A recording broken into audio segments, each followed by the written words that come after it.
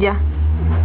Hola, en esta ocasión a mi grupo del primero B de la Facultad de Derecho de la UNSA vamos a hablarles sobre el arequipazo, o también conocida como la gesta de Arequipa.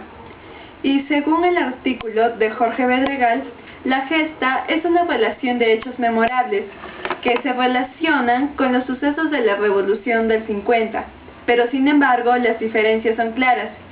En el 50, el eje de las movilizaciones era en contra de una dictadura, mientras que la movilización del 2002 fueron por motivos diferentes.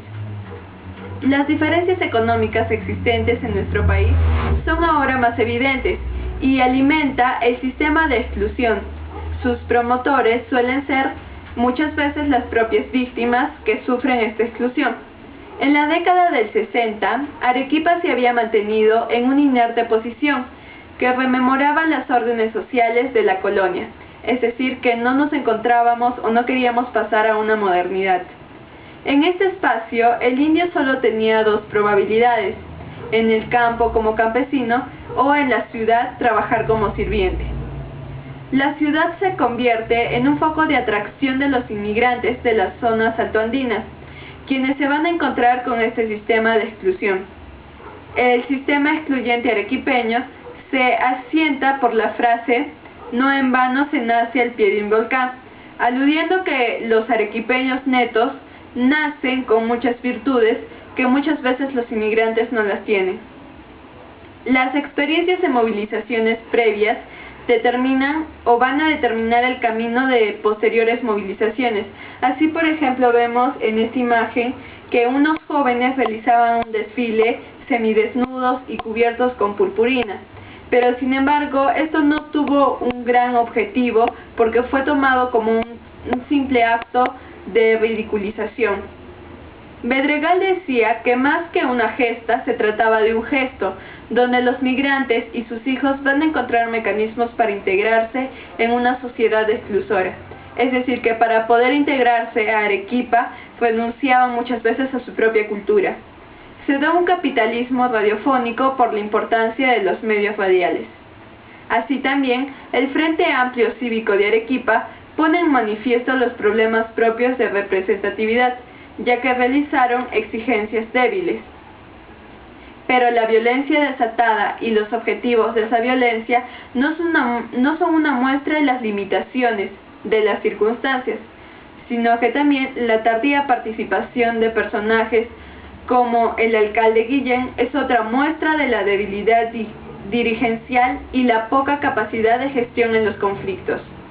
Es por ello que junto con la revisión de los sucesos del 2002 debe ir la reflexión para encontrar mecanismos que resuelvan la brecha que convierte a Arequipa en la ciudad más excluyente del país. La gesta seguirá siendo solo un gesto y las muertes seguirán siendo inútiles. En este caso, ahora vamos a hablar del paro del 13 de junio según el artículo escrito por Luis Araya López, donde nos cuenta su propia experiencia y dice que un 13 de junio, además de ser una fecha significativa, pues coincidía con el aniversario de la Revolución del 50, nos cuenta que él se paró a las 5 de la mañana y fue a cumplir con la tarea encomendada por el Comando de Lucha, donde cada dirigente de la FACA debía estar en zonas estratégicas.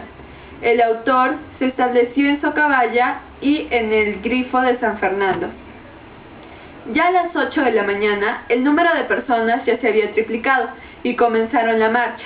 En su camino, se observó a los estudiantes de medicina de la UNSA que bloquearon su calle. Al ingresar a la Plaza de Armas, observé a Gladys Salas y Jaime Quito, quienes se encontraban muy mal debido a la huelga de hambre que acataron, según nos cuenta el autor. Las autoridades políticas señalaban que el paro había sido un fracaso, pero que ellos, en su posición como dirigentes de la FACA, decían que era una mentira. Los pobladores de la variante también se alzaron en su lucha y construyeron una barrera humana. Los centros de abastos como San Camilo, el Siglo XX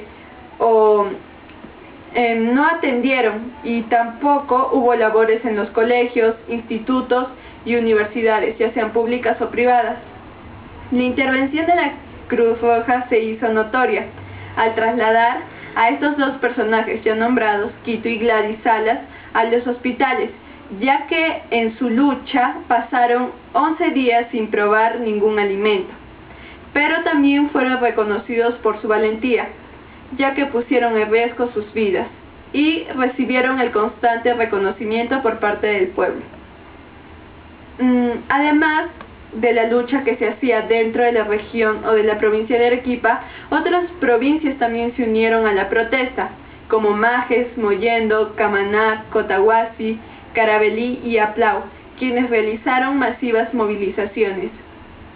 Los departamentos del Cusco, Puno, Tacna y Huánuco se hicieron sentir con la fuerza, porque rechazaban la política privatizadora y proimperialista de Toledo. Todas estas protestas eran una muestra de civismo de un pueblo organizado que lucha por una causa justa. Ya a la 1 de la mañana, nos cuenta el autor, que empezó a llenarse la plaza de armas con los pobladores que gritaban: abajo Kuczynski, vendepatria, Toledo traidor, abajo las privatizaciones y vive el paro. A las 2 de la tarde fueron invitados a subir al estrado para iniciar el mitin convocado por el FACA. Dentro de los personajes que dieron sus discursos para alentar a la población, tenemos como primer orador a Leonardo Maquera, quien criticó y llamó a la unidad del pueblo. Como segundo personaje tenemos a Luis Vaca Pachao, quien criticó el régimen autoritario de imponer las privatizaciones. Seguidamente habló Jerónimo López, quien resaltó la participación de Juan Manuel Guillén y dijo que la lucha obedecía a la desesperación del gobierno por no poder controlar el descontento social, ya que tenía muchas promesas incumplidas. Luego llegó la participación del autor, que redacta esta experiencia, Luis Araya, y que su discurso también se basó sobre todo en llamar a la unidad del pueblo. Por último, vino el mensaje de Juan Manuel Guillén, que fue alcalde de Arequipa en ese tiempo, y quien invocó a los nacidos en Arequipa a defender su futuro, y a los no nacidos a defender Arequipa. Culminó su intervención pidiendo que se mantengan firmes en su lucha, a lo que todos los manifestantes respondieron a una sola voz: ¡viva el pueblo de Arequipa! Gracias.